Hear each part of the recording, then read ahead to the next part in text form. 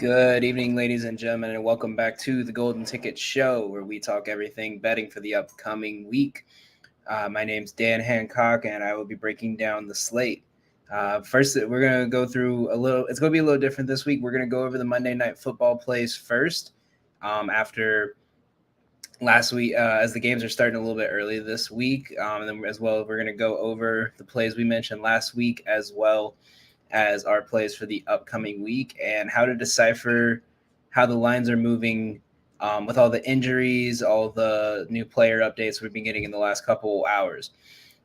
So first thing we're going to do is we're going to do a quick little play for Monday Night Football. So the first one we're going to look at is the 7:15 game, Carolina versus New Orleans, a big division rivalry matchup.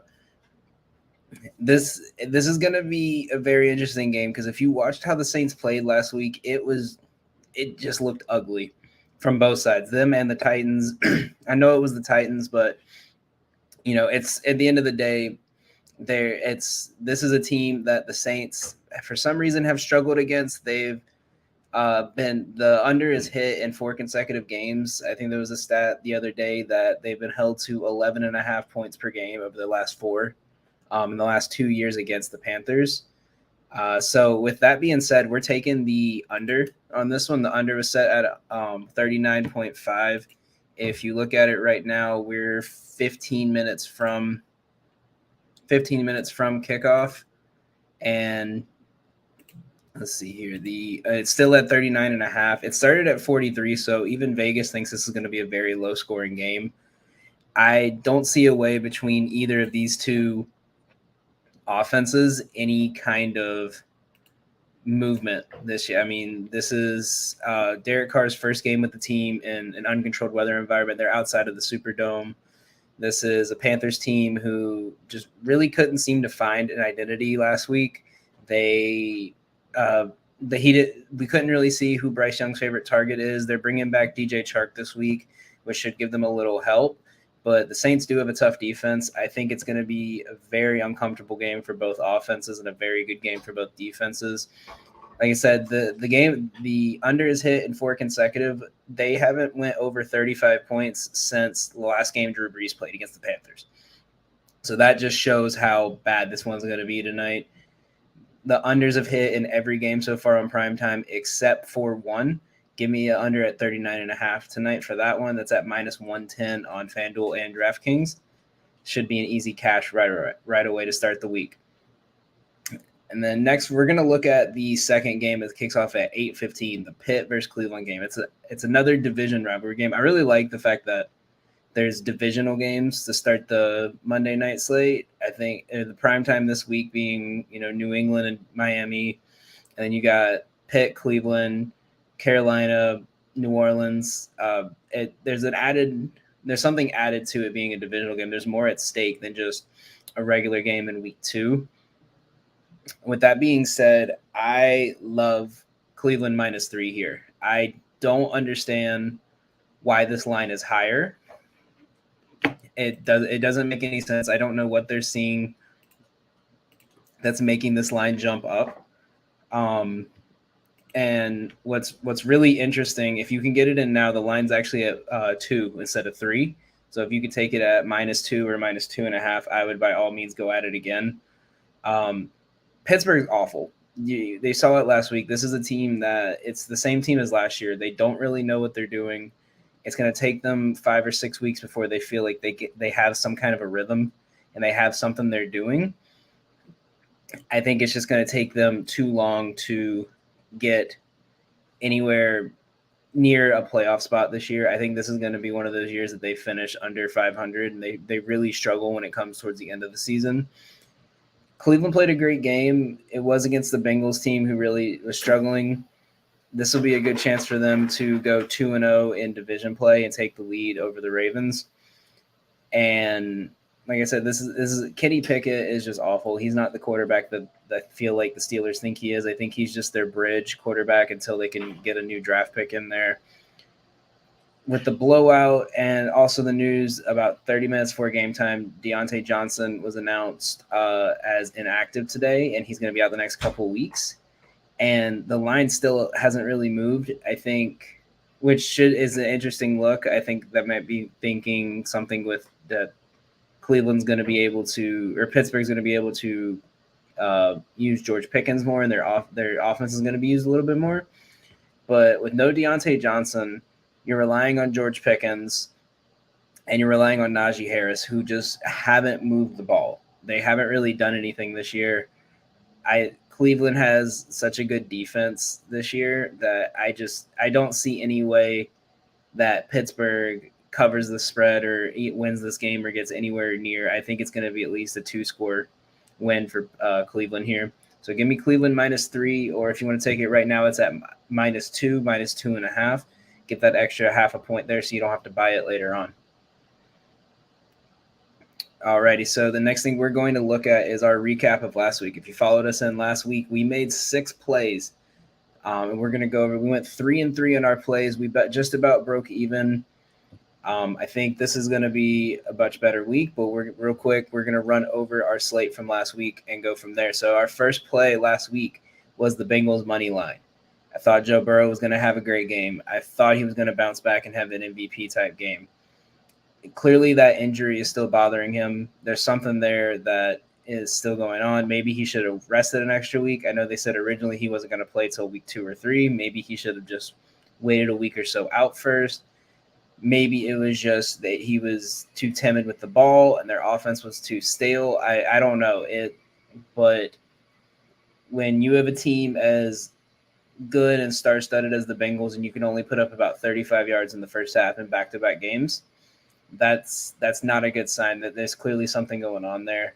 The Ravens, though, on the other hand, the Ravens did look a lot better than I thought they were going to. You have a Ravens team that has been dealing with the injury bug a lot, and they shut down the Texans, but that was the Texans. There's not much more to that, and you can kind of see a way that maybe it was just, oh, they beat a bad team. Let's see what they do against real competition. But they showed up. It's, other than Joe Burrow making a comeback in the fourth quarter, there's, if you can shut down that offense, that's something that the league needs to take notice of. So I actually like the Ravens making some kind of a playoff push this year and taking over.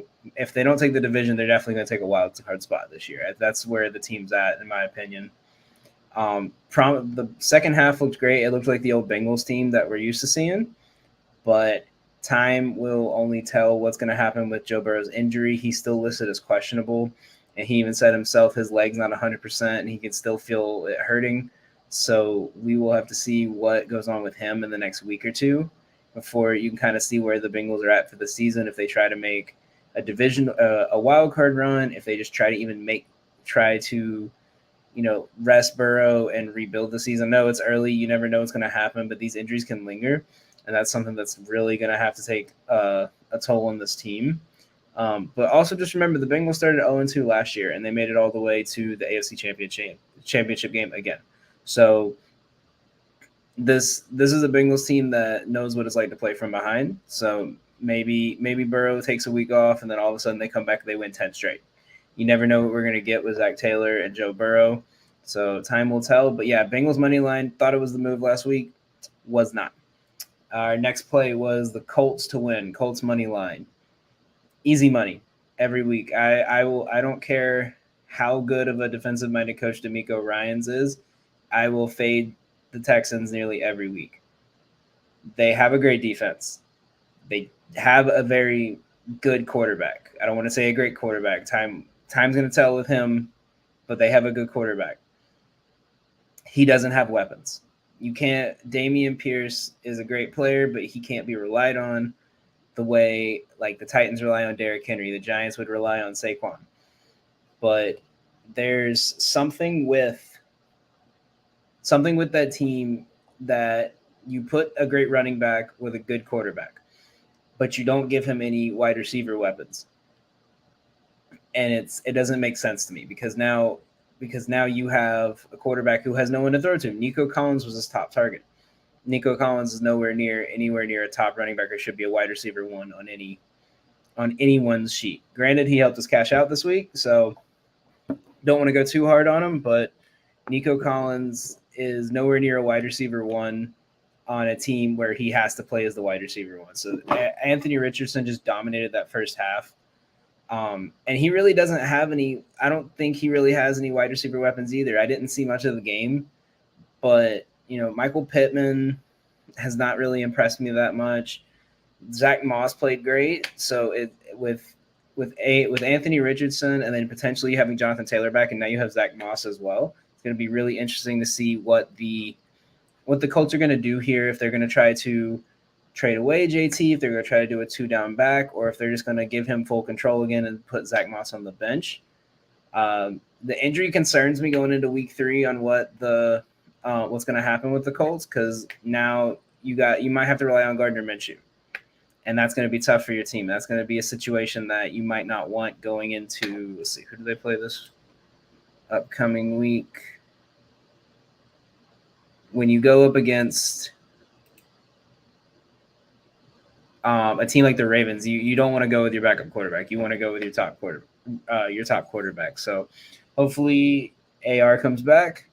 If not, it's going to be a very interesting game to see if Minshew is back or if it was just going up against a struggling Texans team that caused that game to not get out of hand. But yes, we cashed the Colts money line right there. We had 2 bets for the Lions game. I had said Lions to win and the Seahawks to cover the spread at +6. Seahawks covered the spread. The Lions could not win that game. That was probably the most entertaining game, other than that on the 1:00 slate, that you could watch. They were down, I think, 14 points going into the 4th. They came all the way back, won the game in overtime. I know there's a lot of controversial calls at the end of the game. They thought Hutchinson was getting held when he threw the touchdown pass, and there wasn't any review for it. We faded Geno on our Twitter page. He bounced back, kind of bit me in the ass there. I thought the Lions defense was going to be a little bit more legit than they were after seeing them play against the Chiefs. I was with a lot of people on that one. But now that week 2 is over and we see, not what a Super Bowl contending team do, but a playoff contending team can do to the Lions, what is the next step for their defense? It goes back to the questions like last year, where are they a legit defense? Did they play good against the Chiefs because there was no Kelsey? Or is it going to be like last year where you got to wonder if they're going to give up 50 points or if they're going to shut a team down? So that's something to really watch out for in the next couple of weeks if you want to keep an eye on that one. But the Seahawks, that was a great way to bounce back after an embarrassing loss to the Rams. Geno used all of his targets. I looked at the box score and there wasn't anyone that stuck too far out because everyone was just so evenly matched. Fant had a lot of catches. Lockett had 2 touchdowns. Metcalf had a great game. Kenneth Walker had a great game. That is more of what everyone was expecting from this team this year. So going into week 3 against the Panthers team, I hopefully expect more of that. We'll get to that one a little bit later. And our next one was Chiefs -2.5. Mahomes went crazy. I don't know. I got this line before Kelsey came in. After Kelsey came in, the line went up to 4.5. So even then, it's still covered regardless. But Mahomes on his birthday just went off over 300 yards. Chris Jones and Kelsey came back. It was definitely a little bit slow for them coming back. I think that that definitely played a part in why this game was so close. Kelsey didn't have a lot of yards. Chris Jones was there all game, but only 2.5 tackles. Everything was evenly spread. 11 receivers caught passes, and you could really see the benefit that Kelsey has on this team. The fact that the last week you kind of knew he was going deep ball, and you knew he was going to Kadarius Toney. This week, Sky Moore had great yards. Justin Watson had great yards. Toney had a decent game, and Kelsey had a good game on his own. So it really shows the impact that Kelsey has. They have to cover down on the best player on the team so much that everyone else gets open. But the secret to that game, I think it was Pacheco. I think he's going to be a secret key to this offense all season. If you watch him play, he runs like he's angry at the ground, and when he runs, it's hard to stop him. And I think that was the one thing that could really help this team going on through this year is not only do you got to watch out for Mahomes to throw it 50 yards down the field, but you got to watch out for the running back to break off a 15-yard run and tire your defense out. So that great game from the Chiefs.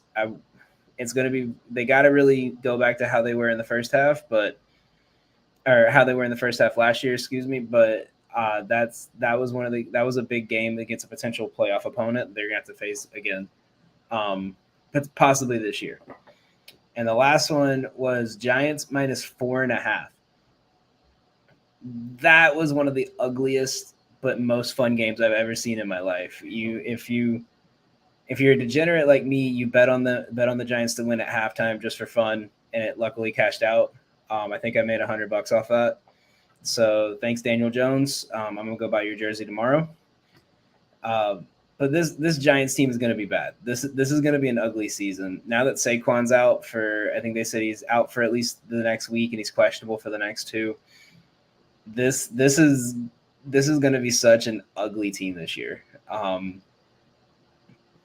The first half was just a hangover from the Cowboys game. You go down 60 points, you give up 60 points consecutively without scoring over a game and a half. Your coach is going to light a fire in you, and you either give up or you pull out what they did. And it was a good thing they did, because now if they went 0-2, you were going to have to shut their season down. I'm pretty sure you can go ahead and call their season dead right now in this division, but that was a very ugly game to watch. Watching the Cardinals team put up 28 points in the first half. They don't have a quarterback. They don't have any wide receivers. They don't really have a running back either. James Conner's good, but he's not a star, and they just absolutely dominated. The thing to look for the rest of this year is going to be what's going on with Saquon. He signed a 1-year deal to prove himself, and now he's going to be out for at most 3 weeks. And so now he's missing a good portion of the season, and he's going to have to catch back up to pace against playoff contending teams. So if you're a Saquon fantasy owner, if you like Saquon to bet, be very cautious of watching him over the next couple weeks. And the real question is, how are they going to use Jalen Hyatt? Because if you watch that game, he was their offense. If it wasn't for the 2 40-yard passes, there was no chance they won that game. Those passes right there gave them all the space in the middle. Waller's ability to catch, Hodgins' ability to catch, Daniel Jones' ability to run. None of that would have been available had it not been for the deep bombs that they had to start watching out for, because Jalen Hyatt was getting used. So it's going to be really interesting on Thursday to see what they do against a great defense in the Niners, and how they're going to use these wide receivers, and especially what their game plan is going to be without Saquon, because I don't know what the plan is, but Matt Breida is going to have a very rough night on Thursday. So again, 3-3, we were up half a unit on our plays this week, so that puts us up 1.5 units on the season right now for college football. Excuse me, not college football, NFL. So we're going to go into our week 3 plays with everything that's going on right now that we know right now going into this week. We have 4 plays right now. We might have a 5th one if I could talk myself into it while we're on air right here. So the first one's going to be the Vikings and the Chargers over 54.5 points.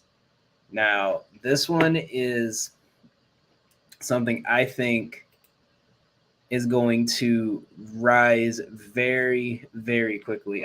There's a couple websites that have it at 53.5, a couple books that have it around 53 or 52.5, but this line started at 49.5 on last Thursday. It's went up 4 points after just one game from each team. This is going to be a shootout. And I'm 1 for 2 right now on saying these games are shootouts. I thought the Chiefs game was going to go over, but I think this game is going to be probably one of the highest scoring games of the year. You have a Chargers team who is going up against one of the worst defenses in the NFL, and you have a Vikings team that somehow each week has a quarterback who can bomb the ball down the field and throw for 300 yards every week. I don't know how Kirk Cousins does this every single week. He looks terrible. It looks clunky and ugly. And then you look at the box score and he's got 350 yards and 4 touchdown passes. So I think this is something that When you look at it more, this line's going to rise. It's going to keep going up and up. Both teams scored over 20 points last week with very, very bad defenses, very porous open defenses, and they're going up against each other, and they both have worse defenses than what they faced. Cousins is just going to throw it. You have Jefferson, you have Addison that they've been liking using. They have Madison, Hawkinson. He's just going to fire the ball down the field every single week. And Herbert is going to have to make plays to keep them alive. And I know it's weird. I think the Chargers should be ahead in this game, but I have a very strong feeling Cousins is going to score first, and the Vikings are going to score first. And then all of a sudden now Justin Herbert's going to have to try to catch up. And they're both just going to be playing catch up with each other, and it's just going to go score after score after score after score. If Eckler is active, we don't know anything on him yet. He's still listed as questionable. If Eckler comes out as active, this line's definitely going to jump up. So take this what you can right now. I would take it all the way up to 56.5. And if you see it drop anywhere, take that again. Just keep taking it. I took it at 54.5, and then it went down to 53.5 for about 30 minutes, and I took it again. So make sure you just keep an eye on those lines and take it. The next one is going to be the Lions minus 3.5. This one feels very weird to me. I know the Falcons are 2-0. I know, but I feel like the Vegas is buying into the Atlanta hype this year a little too much. I think just like the NFL is. I think the Falcons have a chance at winning this division, but I don't see how this line is so low. The Lions lost last week, and they do have a couple of questions they'll have to answer.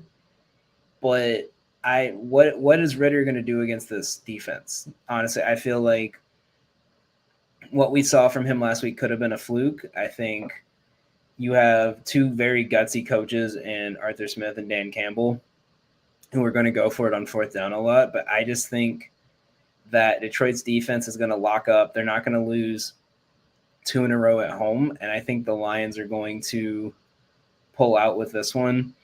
I think the key for them this game is they just have to play slow pace. I think that's what worked well for the Packers in the first half was they just drove the ball down the field and just slowed the game down and didn't give Atlanta a chance to get their offense going for a while. So if the Lions can do that, just like they did to the Chiefs, I think they'll come out of this easily. Give me the Lions minus 3.5 there. And our next play is going to be the Seahawks minus 4.5. And this one, I feel like this is why you got to take Lions on a Monday for the next week because Vegas is not paying attention yet. They're still waiting to see what happens on the Monday night games before they decide anything else on the rest of the week. And like I said, if you watch games, if you watch books, the lines move up and down every day based on who's playing, what the injury report is, all of that. This is one that I think is going to be this line's going to jump. I think unless Carolina just absolutely destroys New Orleans tonight by like 2-3 scores, which I don't think's happening. There's no way this line doesn't jump up to at least a touchdown or at least like 8 or 9 points. I don't see. There's nothing in that defense that amazes me. You have J.C. Horns out. Brian Burns is really about it. And you have a very solid defense in Seattle going up against a rookie quarterback with his best weapon being a third-tier tight end and a third-tier wide receiver in Adam Thielen. It's a playoff contending team versus a rebuilding team. Like we said with the Lions and the Seahawks are going to be trying to fight for that second playoff spot or a wild card spot. And the Panthers are just trying to see what they could do with this team so they know who's on the team next year when they get another top draft pick. But we did learn our lesson last week. We had a 4-point spread game that team got blown out of the water in the first half and made it a very, very difficult and stressful game with the Giants. So maybe that's going to be the trend this year is if underdog should be way undervalued or way overvalued and the spread's at a 4, go ahead, take them right there. But no, Seahawks minus 4.5 is a lock this week. there's nothing the Panthers have done to impress me that they're going to keep pressure off of Bryce Young, and nothing they've done to make me think that they're going to even beat the Saints tonight, let alone the Seahawks next week. So lock that in, Seahawks -4.5. And our last play of the day is going. It's going to be a little bit of a shorter stream today, guys. A lot of with the games going on, didn't get a chance to get a lot of stuff in. So we have the Bears team total under 17.5 this week. It's the Bears. That's all I need to say. Like this offense is so ugly. Like sports personalities have already called the season over at 0-2. They're calling the Justin Fields era over. I know it was Barstool, but they're calling the Justin Fields era over, and it's just terrible to watch. Like this game's going to be one of those games you put on Red Zone, you see the first score, and then you don't see anything of it for 45 minutes. It's the Chiefs' best defensive player wasn't even really prepared this week. He had no spring training or no training camps, no week one. He just kind of jumped back in there, and he still played decently. And they still held the Jaguars in 9 points, who is a much better offense than the Bears. And Trevor Lawrence has a lot better weapons than Justin Fields does. It's going to be a rough day for Fields. We're going to see a lot of sacks, possibly a lot of interceptions, a lot of bad throws, and a lot of scrambling. Mahomes just signed his new contract, and I think he's going to want to prove his worth because he just signed the contract to match his level with the top recruits for the year, or the top quarterbacks in the league, and he's going to prove himself again. This is going to be another 300-yard game for him easily. They're going to shut this team down. The only way this line goes over is a garbage time touchdown with like a minute left in the game, and I don't even see that happening. So give me the Bears team total under at 17.5. And so there's our 4 plays for week 3. We're going to have some more throughout the week on Pickett as well as Twitter at Gotham Gambling with the logo right behind me. Vikings Chargers over 54.5, Lions -3.5, Seahawks -4.5, and the Bears under 17.5 total points. We got a couple minutes left. We're going to look at the MLB standings right now, and we're going to take a look at the projection numbers of what each team's going to look at going into the last couple of weeks. If you're following baseball at all this year, the wild card has been crazy since July. There's still about 5 to 6 teams that are fighting for a spot right now. I know the Rays and the Orioles both just clinched a playoff spot. The Braves have clinched. Dodgers have clinched. But we have a lot. We have about 10 games left in the season.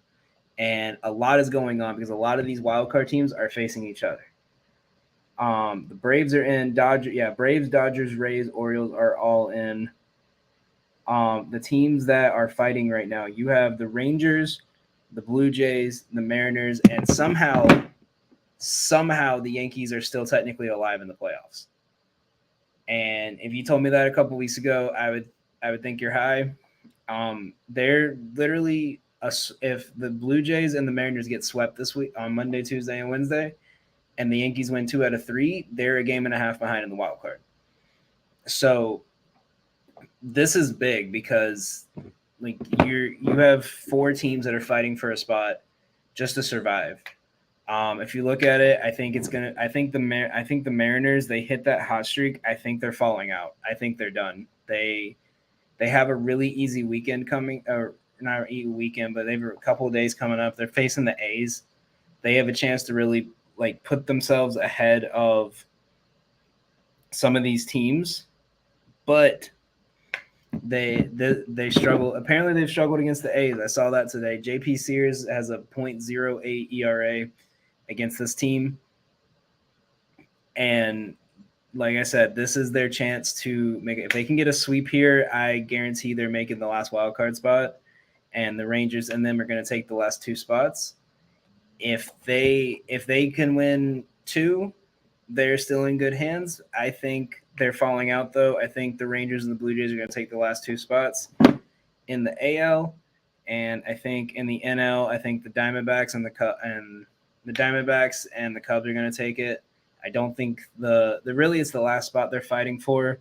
The Marlins, the Diamondbacks, and the Reds, because Philly's pretty much locked up that spot. The Cubs and Brewers are going to come down to the last game of the season because these two teams are about a game and a half, 2 and a half away from each other, and they face each other in the final weekend. So with that being said, next week we're gonna have our official playoff predictions in for each seed, how it's gonna look. Right now, I think you have the Cubs, and I'm gonna take the Diamondbacks. I think they're staying hot, and I think the Diamondbacks are taking that last playoff spot, and they're gonna be facing Milwaukee in the first round of the playoffs. So with that being said, all these picks will again be posted tomorrow on Twitter. We'll be posting our daily picks starting back tomorrow. Make sure you give us a follow on Gotham Gambling on Twitter and Pickett, Instagram, and Facebook. We're going to be posting more often. We're going to be posting new parlays. We're going to be posting a couple of promotions.